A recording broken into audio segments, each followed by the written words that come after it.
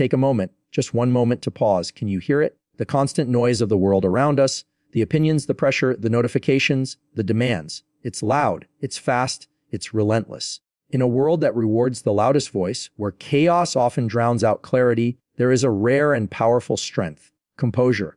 Today, I'm not here to tell you to shout louder. I'm here to show you something far more powerful: the strength to stay calm when others panic, the courage to stay grounded when the world shakes, the wisdom to pause before you react. This isn't about silence, it's about self-mastery. Because in a noisy world, composure isn't weakness, it's your superpower. Composure is not the absence of emotion, but the control of it. At first glance, that might seem like a contradiction. We often associate composure with calmness, and calmness with a lack of intense feeling. But in reality, true composure isn't about suppressing your emotions, nor pretending they don't exist. It's about recognizing them, understanding them, and choosing your response instead of letting the emotion dictate your reaction. That is what separates composure from passivity. It's an active process of self-regulation. In high-pressure moments, the natural human tendency is to react. Anger flares up, fear tightens its grip, frustration builds. We want to shout, to defend ourselves, to escape. These impulses are ancient, wired into us for survival. But the world we live in now doesn't reward knee-jerk reactions the way the primal world once might have. In today's world, in boardrooms, classrooms, homes, and social media, the person who can pause, breathe, and respond with clarity rather than emotion often holds the greatest influence. Composure is not about being robotic. It's not about stripping ourselves of passion or becoming indifferent. It's about understanding that emotions are signals, not commands. They inform us, they point toward our values, our fears, our desires, but they don't have to control us. Anger, for instance, might arise when we feel disrespected or overlooked. But responding with immediate rage often undermines our position. Composure gives us the space to ask, what triggered this emotion? What outcome do I want? How can I express myself in a way that gets me closer to that outcome? This is not easy. It requires an inner strength that often goes unnoticed. Yelling, blaming, storming out, those are obvious. But sitting in silence, breathing through discomfort, choosing to speak with intention rather than impulse, that's a quiet kind of courage. It takes more strength to remain calm when provoked than it does to lash out. Because to stay composed is to be in control, not just of the moment, but of yourself. Think of the people who've impacted you the most. Not just those who impressed you with their skills or their success, but those who truly inspired trust and respect. More often than not, they're people who, even in crisis, remain steady. Their tone doesn't rise with the tension. Their presence doesn't shrink in the face of conflict. Instead, they anchor the room. They don't suppress emotion. They master it. You feel safe around them, not because they lack emotion, but because they manage it with integrity. One of the great misconceptions in our world today is that being expressive and being reactive are the same. We're often told to speak our truth, let it out, don't bottle things up. And yes, there's tremendous value in honesty and vulnerability. But expression doesn't have to be explosive. In fact, the most powerful expressions are often the most measured ones. A person who can look someone in the eye and say, "I'm angry, but I'm here to talk," is far more powerful than someone who shouts and storms away. Composure allows us to be fully human, emotional, passionate, honest, without being controlled by the moment. In a world driven by immediacy, composure is also a rebellion. The culture we live in prizes speed. Social media demands instant reactions. News spreads in seconds. Responses are expected right away. There's little room left for reflection. But composure gives us that room, the space to step back, consider, and choose.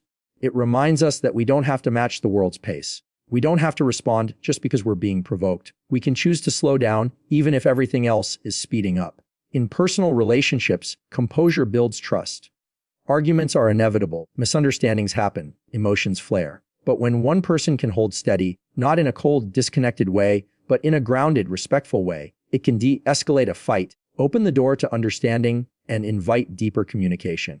Composure doesn't mean detaching, it means showing up fully, without letting the emotion become the driver. It allows us to say hard things in soft tones, to listen even when we're hurt, to prioritize connection over control. And in leadership, composure is perhaps one of the most underrated but vital qualities. Leaders aren't just measured by how they perform when everything's going right.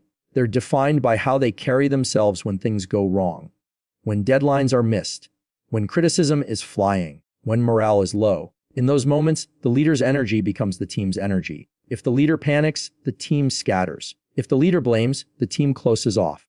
But if the leader remains composed, honest, but hopeful, calm, but clear. The team regains stability. They take their cue from that composure, and they find the courage to continue. There's also an inner leadership that composure fosters, the leadership of self. So much of life is unpredictable. You can't control the economy. You can't control traffic. You can't control other people's opinions. But you can control yourself, your breath, your words, your reactions. And that's not just empowering, it's liberating. When you realize that composure is always available to you, even in the worst of situations, you stop being a victim of circumstance. You start being the author of your response. Training yourself to develop composure is a lifelong practice. It requires awareness. Catching yourself in those moments when your body tightens, your voice rises, your thoughts race. It requires curiosity, asking yourself what's really going on beneath the surface. And it requires compassion, not judging yourself for having the emotion, but honoring it without handing it the wheel. Often, the path to composure begins with the breath. It sounds simple, maybe too simple. But breathing is our most accessible tool for regulation. When you slow your breath, you send a signal to your nervous system, I am safe. I am not under threat. I can respond, not react. And that small pause, that micro moment of awareness, can change everything. It can stop you from saying the thing you'll regret. It can help you hear what the other person is really saying. It can return you to yourself, even when the world is trying to pull you in 100 different directions. It's important to recognize that composure is not about perfection. You'll have moments where you lose it. You'll snap, you'll shut down, you'll fall into old patterns. That's human. The goal isn't to never feel or to never react. The goal is to increase the time between stimulus and response, to notice sooner, to return to calm faster, to repair, to reflect, and to grow. Every moment of lost composure can be a lesson, not a failure. In conflict, especially, composure is transformative. When both sides are emotionally charged, the conversation often becomes about winning, not understanding. But one composed person can shift that dynamic. When you stay grounded, you make space for empathy. You hear not just the words being said, but the pain or need behind them. You make the conversation about resolution, not retaliation. That doesn't mean giving in. It doesn't mean staying silent. It means staying steady enough to actually be heard and to actually hear. Composure also deepens our connection with ourselves. It invites us to build an inner home that's not shaken by every external event. When we practice composure, we're building self-trust. We're telling ourselves, I can handle hard things. I can feel big emotions and still make wise choices. That's a quiet kind of confidence. It doesn't need to prove itself. It doesn't need to dominate. It simply is. There's a certain elegance to composure, a grace in how it moves through tension. It's the athlete who stays focused in the final seconds of the game. The speaker who pauses instead of rambling. The parent who kneels to speak eye to eye with a child in distress. It's the individual who says less, but means more, who listens more than they speak, who leads not with volume, but with presence. We often celebrate loud power, the bold, the aggressive, the assertive. But quiet power is just as potent. Composure is quiet power. It doesn't demand attention, it commands respect. It doesn't need to be the loudest voice to be the strongest one. And in a noisy world, that strength is magnetic. Composure isn't something we're born with or without. It's a skill, a muscle, one that grows stronger the more we use it. And like any skill, it begins with intention, with the choice, again and again, to pause, to breathe, to respond instead of react. That choice, repeated over time, rewires us. It changes how we experience the world and how the world experiences us. In chaos, the calmest voice leads. It's not always the loudest, the most dominant, or the most forceful that people follow when things fall apart. It's the person who holds steady, who maintains clarity, and who speaks with purpose that others instinctively turn to in uncertain times. Chaos, by nature, disrupts. It dismantles order, provokes fear, stirs confusion. Whether it's the chaos of a global crisis, a family emergency, a workplace meltdown, or even internal emotional turbulence, the immediate response of most people is reactive. They panic, overreact, shut down, or spin into doubt. But amidst that noise, when one person remains composed, when their voice carries calm rather than panic, people listen. The calm voice doesn't mean the situation isn't serious. It doesn't mean the person isn't feeling pressure or fear. But what it does signal is control. It signals presence. And more than anything, it signals direction. In the absence of certainty, human beings look for anchors. We look for signs that someone knows what to do next, even if they don't have all the answers. The calm voice becomes that anchor. Not because it fixes everything, but because it reminds people that stability is still possible. Leadership in chaos is not about shouting instructions or overpowering others with emotion. It's about instilling confidence through steadiness.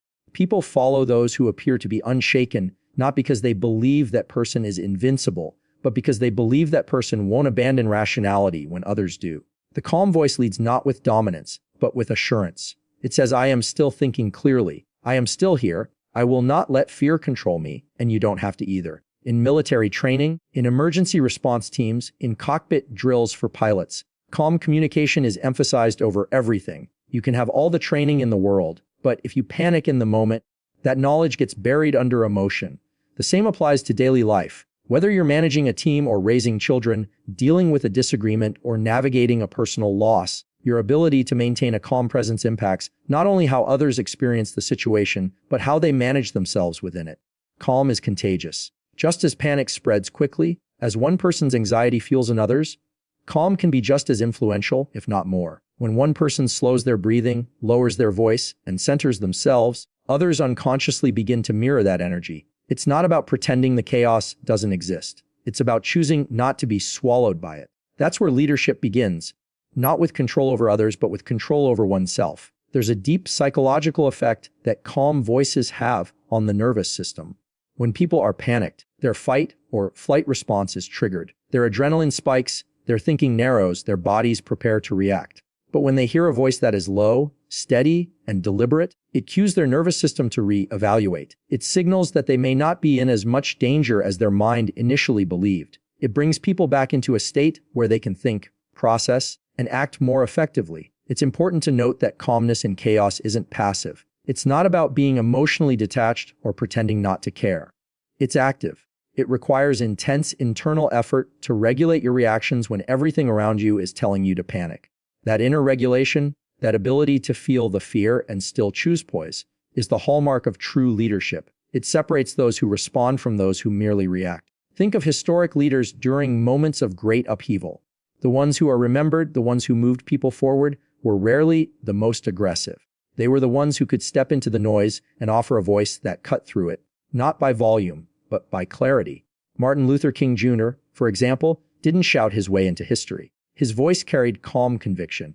His speeches, delivered with measured strength, were powerful not because they were angry, but because they were unwavering. That calmness became a source of collective courage. In everyday life, the same principle applies. In a heated argument, the person who remains calm tends to gain the upper hand, not by dominating, but by maintaining control.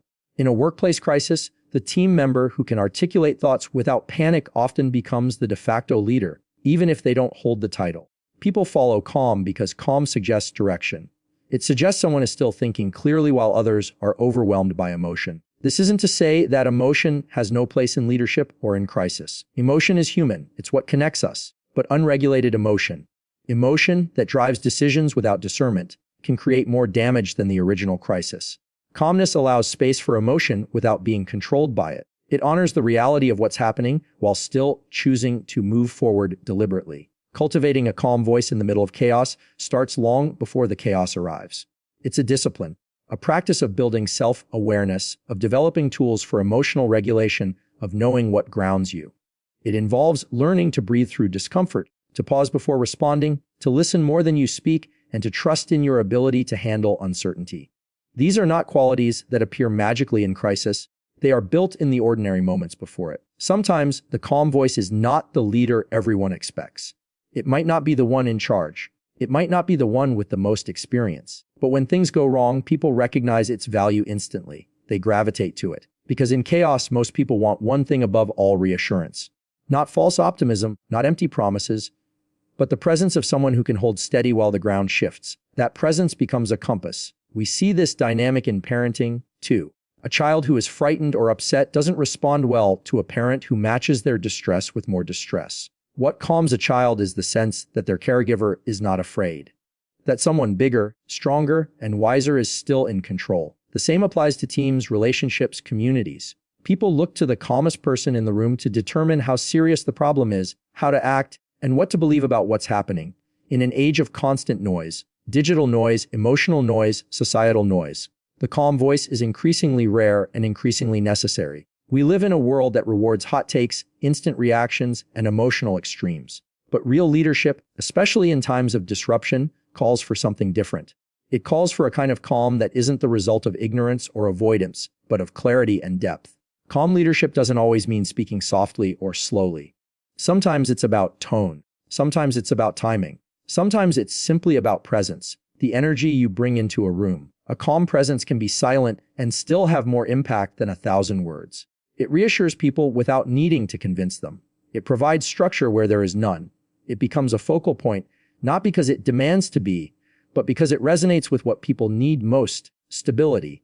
The calmest voice in the room often carries the most weight, not because it dominates the conversation, but because it creates space for others to think, reflect, and respond with more care. In this way, calmness multiplies calmness. One person choosing groundedness gives permission to others to do the same.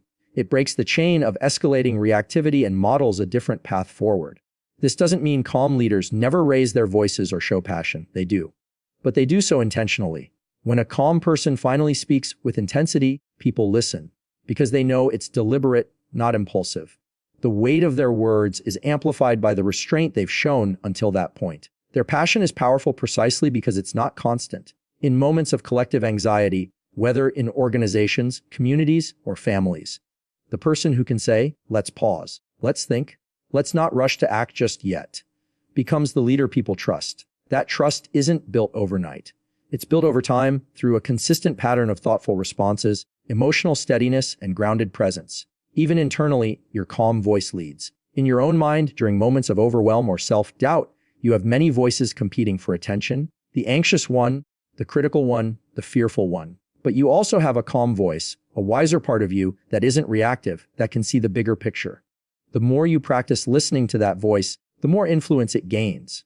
Over time, that inner calm becomes your internal leader, and when your inner world is led by calm, your outer world follows. Calmness in chaos doesn't erase the chaos. It doesn't magically solve problems, but it creates the conditions where real solutions can emerge. It lowers the temperature. It opens space for rational thought. It allows people to access their best selves rather than their most defensive ones. And that's why, in the most turbulent moments, people don't look for the person who shouts the loudest.